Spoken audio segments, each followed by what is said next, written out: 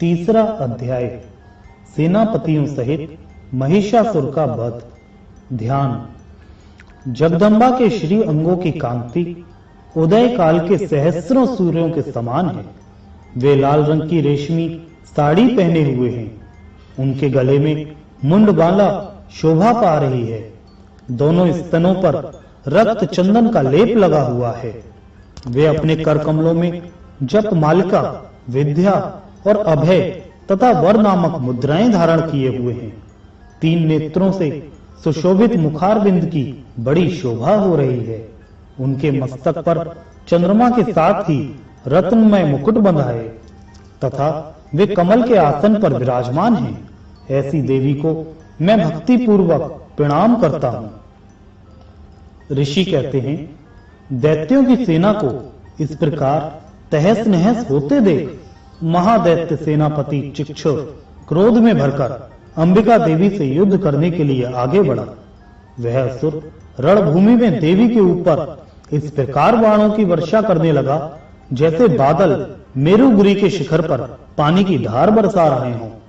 तब देवी ने अपने बाणों से उसके बाण समूह को अनायास ही काटकर उसके घोड़ों और सारथी को भी मार डाला। साथ ही उसके धनुष तथा अत्यंत ऊंची ध्वजा को भी तत्काल काट गिराया। धनुष कट जाने पर उसके अंगों को अपने बाणों से बींध डाला। धनुष, रथ, घोड़े और सारथी के नष्ट हो जाने पर वह असुर ढाल और तलवार लेकर देवी की ओर दौड़ा। उसने तीखी धार वाली तलवार से सिंह के मस्तक पर चोट करके देवी की भी बाईं भुजा में बड़े वेग से प्रहार किया।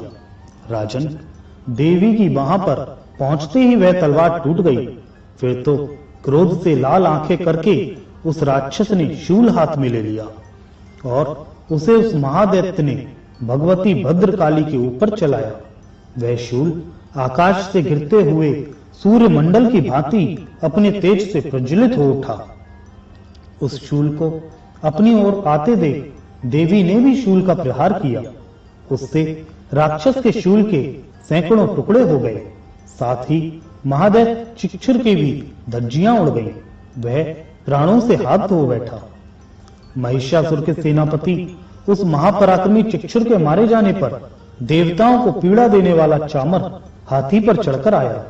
उसने भी देवी के ऊपर शक्ति का प्रहार किया, किंतु जगदम्बा ने उसे अपने हुंकार से ही आहत एवं निष्प्रभ करके तत्काल पृथ्वी पर गिरा दिया। शक्ति टूटकर गिरी हुई देख चामर को बड़ा क्रोध हुआ। अब उसने शूल चलाया, किंतु देवी ने उसे भी अपने बाणों द्वारा काट डाला। इतने में ही देवी का सिंह उछलकर हाथी के मस्तक पर चढ़ बैठा और उस दैत्य के साथ खूब जोर लगाकर बाहु युद्ध करने लगा। वे दोनों लड़ते लड़ते हाथी से पृथ्वी पर आ गए और अत्यंत क्रोध में भरकर एक दूसरे पर बड़े भयंकर प्रहार करते हुए लड़ने लगे। तदंतर सिंह बड़े वेग से आकाश की ओर उछला और उधर से गिरते समय उसने पंजों की मार से चामर का सिर धड़ से अलग कर दिया। इसी प्रकार उदग्र भी शिला और वृक्ष आदि की मार खाकर रणभूमि में देवी के हाथों से मारा गया तथा कराल भी दांतों, मुक्कों और थप्पड़ों की चोट से धाराशाही हो गया। क्रोध में भरी हुई देवी ने गदा की चोट से उद्धत का कचूमर निकाल डाला। भिंदपाल से वाशकल को तथा बाणों से ताम्र और अंधक को मौत के घाट उतार दिया। 3 नेत्रों वाली परमेश्वरी ने त्रिशूल से उग्रास्य, उग्रवीर तथा महाहनु नामक दैत्य को मार डाला। तलवार की चोट से बिडाल के मस्तक को धड़ से काट गिराया।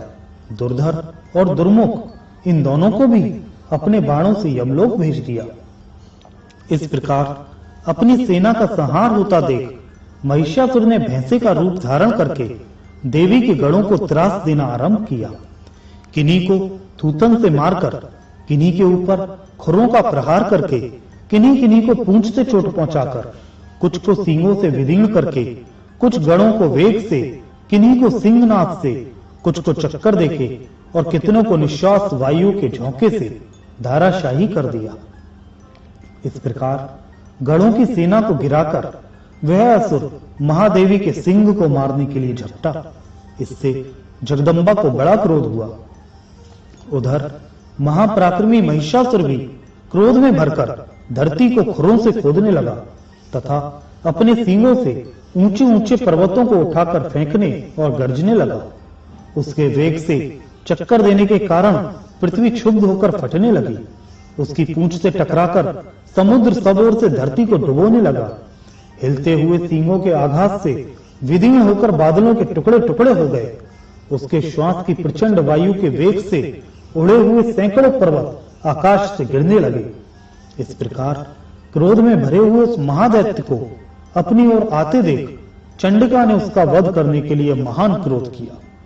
उन्होंने पाश फेंककर उस महान असुर को बांध लिया। उस महासंग्राम में बंध जाने पर उसने भैंसे का रूप त्याग दिया और तत्काल सिंह के रूप में वह प्रकट हो गया।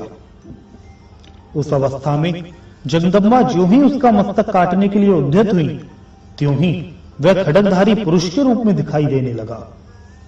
तब देवी ने तुरंत ही बाणों की वर्षा करके ढाल और तलवार के साथ उस पुरुष को भी बींध डाला।